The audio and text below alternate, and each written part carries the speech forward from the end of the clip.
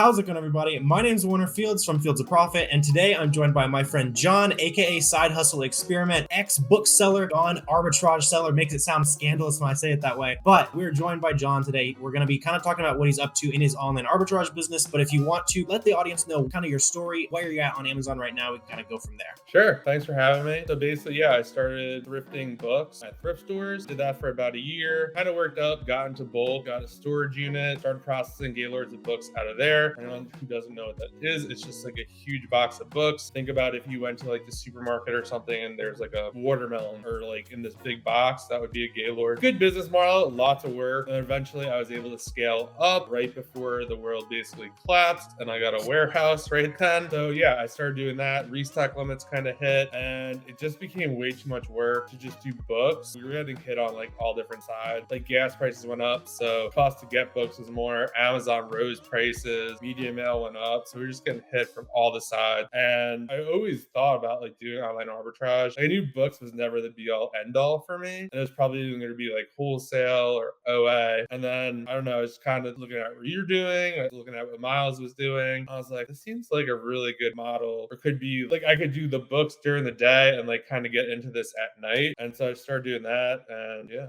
now I'm doing OA. Awesome. Yeah, and we had a conversation a while back as you were exiting kind of selling books. And for anyone who's uninitiated, OA is just online arbitrage. So basically we buy items from like Walmart and then flip those items on Amazon. It's a little bit more scalable that way, and you're not rifling through a bunch of old used books and stuff like that. I am curious though, are you still selling used books? Are you messing with that at all? No, so I recently just sold the tilter. Basically, all the equipment's been sold. I still have probably 2,500-ish books at FBA. I took all the merchant fulfilled stuff that was here, sent that all to FBA. Probably not like the best idea because some of that stuff's really long tailed, but like I just wasn't gonna hang on to it. But some of the stuff is actually selling, which is kind of crazy. Like some of the books in the 2-3 million range. But yeah, and then I still have everything listed on eBay. I'm trying to liquidate that to one person. Yeah, for sure. Where are you at right now in terms of like monthly sales? So for OA, I think we'll be on pace to do about 30-ish about right now. I think we're at 22 as of today. I think rolling 30 days, about 30. Awesome. Yeah, so when you did our last video on the channel, you were kind of selling a bunch of used books. It's awesome that you're able to sell that kind of volume doing 30K a month. How much of that work are you doing yourself? I know you've talked about using a prep center. Just curious, like hourly, kind of what you're doing there. So yeah, so that is part of what has held this whole process back. I started working with a prep center and it was going really well. And then it went really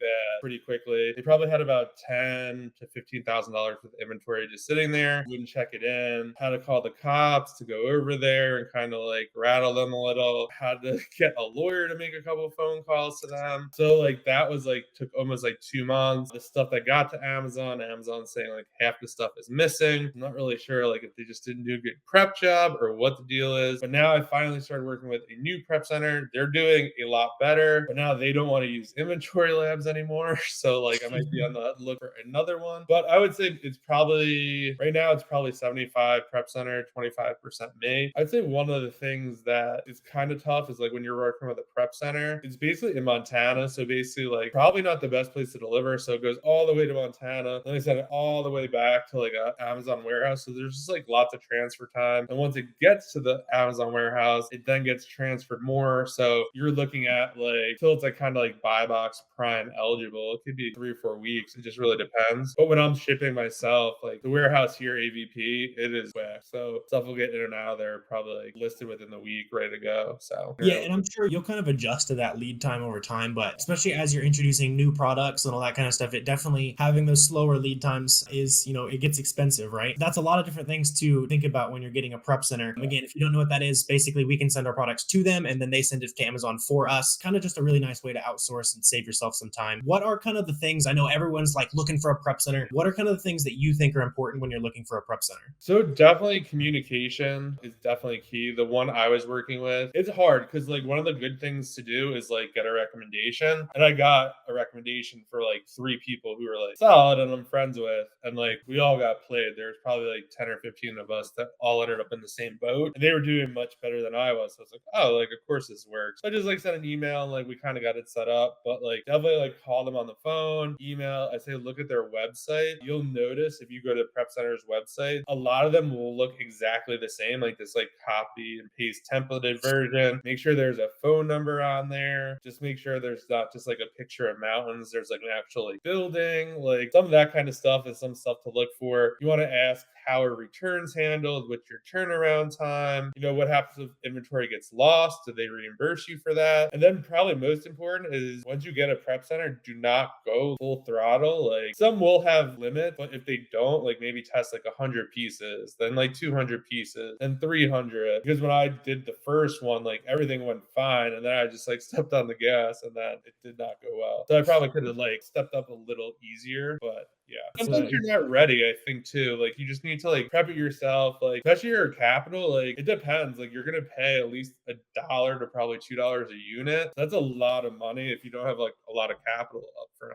Yeah, I think a lot of people try to kind of skip straight to, having the prep center and having the team sourcing products for you. But if you're sitting at home, you got $5,000, $10,000, you're probably not ready for that yet. Just hustle, put in the work, and eventually you're going to be able to build that money way faster than someone else who was kind of trying to automate the business too soon. In the long run, you're going to be way better off, especially when you consider, those initial dollars you have, they're just going to compound massively over the first couple years as an Amazon seller. So definitely don't rush into it, all that kind of stuff. And I know talking about team building, kind of saving ourselves hours, I'm a big fan of using virtual assistants, kind of building teams out like that. What does your team look like right now? Do you have any virtual assistants? Yeah, so I have 2 virtual assistants right now. One I've been working with close to 6 months now. I just got another one. So both are going well. The first one, it takes a while to like kind of get that cadence. It's like really hard. Like I talk like with you and like everyone understands like what's going on. Like we're just saying like OA or like, oh wait, like we don't know what that means. Like you just get so caught up in the lingo and you kind of really just have to walk them through. Like we all have different business models. And I think the more you can get down on paper of what you want, I feel like we have a checklist of everything that I want. And it's just currently changing as things occur. It's like if it's glass, no, it's probably a no-go, like unless it's like a huge profit. But you don't like kind of get to that until you like go through and find leads. I would say for me, the toughest part is because I don't really like to give like bad feedback, is like a lot of the leads, like the first 2 3 weeks, a lot of them aren't good. I don't know. There's a tool called Loom. You just make videos every day, literally going through the leads live. Like, okay, this is what I like. This is what I don't like. Writing it out in the spreadsheet. This way there's just like a history of it. So they could go back and look at that and just kind of documenting everything as you go too, just so they have it, like whether it's Google Docs or whatever, just keep links of everything that you want. And I think it's also important. It sounds ridiculous because you don't want to like go too crazy, but like you really have to be clear on what you want. You can't be afraid to hurt their feelings because they didn't submit any good leads. Because then if you don't, you're going to get more of those leads and you don't want that. So it's just kind of figuring out that balance and like being nice about it. I mean, I know you gave a really good tip too. When I first started, it's like don't mark the bad leads in red because that looks really bad. So like we use a color like blue, and then I have green for good, and then there's a yellow that's kind of maybe. It's like, well, like we'll see like what happens with the price, or it looks like a lot of people came on. Like, is that price gonna stay? So it's not like a no, but like it's just something to look back on. Yeah, that's a lot of good nuggets for managing a VA team there. Yeah, and that's all great stuff. I would say also make sure you're building like a feedback loop within your business. So make sure like, it's easy for us to have virtual assistants source products and it's like, hey, this product's good. And then they never hear about that product again. Do like a review and break down like the products that did really well and the ones that did really bad. And then that's going to be a lot better feedback loop so that they actually know like how the products ended up doing and not just right when they found them. So that's just something else I'd add for those of you who do have virtual assistants. Just make sure that they get that feedback, right? They're not afraid of getting negative feedback because it helps them be better and be better at their job and get the higher bonuses and all that kind of stuff. So communicate clear expectation and let them know how they're doing. And that's how you can really build a successful team, right? Yeah, no, definitely. And yeah, it's all like that's probably the key is just keeping that open line of communication and also kind of let them kind of do their own thing and not like really micromanage them. Right. Yeah. So how are you finding most of your products now? Is it mostly just the VAs or what are you up to?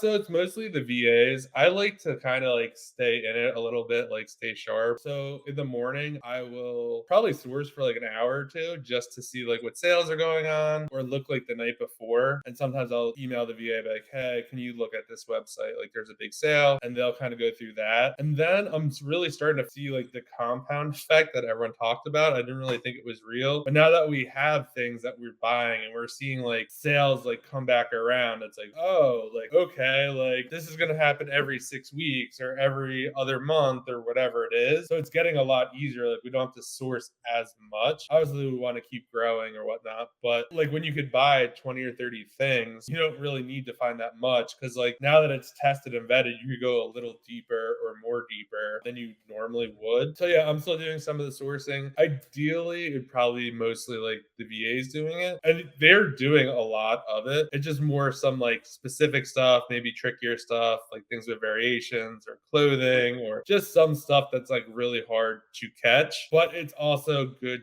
to, I feel like I like sourcing because when I'm doing it and something pops up, I'll make a video for them. Be like, oh, hey, like if this hop happens, like this is okay, this isn't okay. Or it's just more, yeah, doing that kind of stuff and keeping on top of that spreadsheets we use. I think that's really important. Like brands we can't buy, like maybe someone filed an IP complaint. So we have like a tab like IP complaint, or like websites we can't buy from because like they canceled us or blocked us. So it's really important to stay on top of that stuff because they're submitting like a couple leads from a site you can't buy from. You kind of waste a day. Yeah, that's another knowledge bomb for y'all. And I like the coming back to that old data that you have is extremely valuable. And as you and you guys at home get more and more of those leads, make sure every time you see that sale that you went crazy on that sale last time, look back at those leads, see how they did. And then this time you're going to be able to go way harder because you had that test buy. And, we talk about that within like the replen world where you're buying stuff at retail price. But there's a lot of that to be done in the coupon world, right? Because, you maybe you bought 24 last time thinking that maybe that last you a month, sold out in a week. This time, you can go crazy and buy 100 or 150, enough to last until that next coupon comes back around. So take really good care of your data. I like that you're hitting on that. Yeah. So you've been in the game for a while, transition from books to arbitrage, all that kind of stuff. If you were starting kind of all over again, I know you probably would have maybe skipped books or kind of transitioned to arbitrage a little sooner. Besides that, what's kind of one or two things that you would do differently? I would say it's a really hard kind of like path. Like kind of right now is trusting yourself enough to buy. Almost you have to take it day by day. There's been stuff that like, or categories I've been afraid to buy into deep because I've gotten burned there before. And it's because like, no, like you just didn't know what you were doing back then. Like you didn't understand what you do now. So I would say definitely trust yourself. If you're doing well and you're doing good and you're doing the right thing, make sure you're doing your test buys and stuff. And I think another part of that would be, I find myself doing it too, because you guys like are so much further along than I am, like trying to chase you guys, like sales and all this other stuff. It's like play your own game because you're going to make a lot of like stupid decisions, a lot of bad buying decisions. I know like spend goal is important, but it's not that important if you're going to buy a lot of bad stuff, because you buy bad stuff, it bites you in so many ways. Like you're going to have to pay the credit card on that. It's not going to sell fast. You're going to be losing money. And like that just compounds. And like you do that a couple times, like it's just really hard to like flush out that inventory and kind of get your money back and move on. So yeah, I'd say probably trust myself a little more. Don't make rush buys and decisions. And yeah, just kind of play your own game. A lot of people are doing much better than they really are. And it's till you kind of really get to know like what's going on in these circles or whatnot. That might not be the case, but just play your own game. Like if you only need $3,000 a month to live, like you'll get to 10 eventually. Like just like calm down and like let it happen. Yeah, I like that. And I'll challenge you as a friend to take your own advice on the first step there. Your knowledge and your experience, you should be way better than that in terms of your sales numbers. Like your knowledge and your sales numbers don't match up. So I'm challenging you as a friend, trust your gut more and go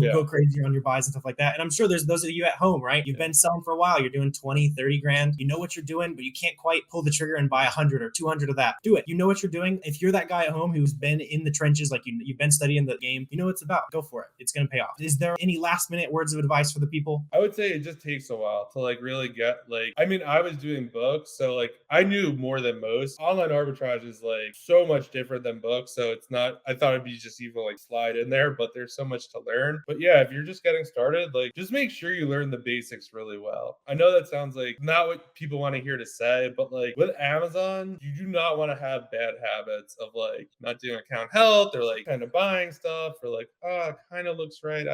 Whatever. You just really want to knock it down, really learn, the numbers. And I would also say probably like invest in software early. Tools like SellerAmp, Keepa, Inventory Labs, just stuff that's going to make your life easier. And before we were just talking about how software is going up, and it's just like, yeah, we don't want stuff to go up, but like you also have to think, well, how much money do I make using this piece of software, right? Okay, it's going to be more money, but come on, let's be honest, like one product's going to pay for that like times 10. So it's just kind of how it goes. Yeah, I try to ask that question in all the videos I do like that. And a very common answer is keep it simple. Just start, like learn the basics. basics. Like, it sounds basic, but it's not. Like, there's a reason everyone's saying this. So like, get in there, learn Keepa, learn SellerAmp, and just get after it. Like, start taking some action. Yeah, like that is the secret. Like keep Yeah. it basic and just do this thing there. That's pretty much it. Yeah, so if the people want to find you, go get some more information about what you're up to, where can they find you? You can find me on Instagram and YouTube, Side Hustle Experiments, and on Twitter, Side Hustle EXP. Awesome. Yeah, that'll all be linked down below. Go drop a sub to John on YouTube. He's been at it for quite a while, making great content. Let me know if you guys have any questions about what we talked about in this video. Always happy to answer you guys down in the comments below. Remember to like, subscribe, all that good stuff. Helps me out with the algorithm. But I really appreciate you guys watching, and I will see you next time.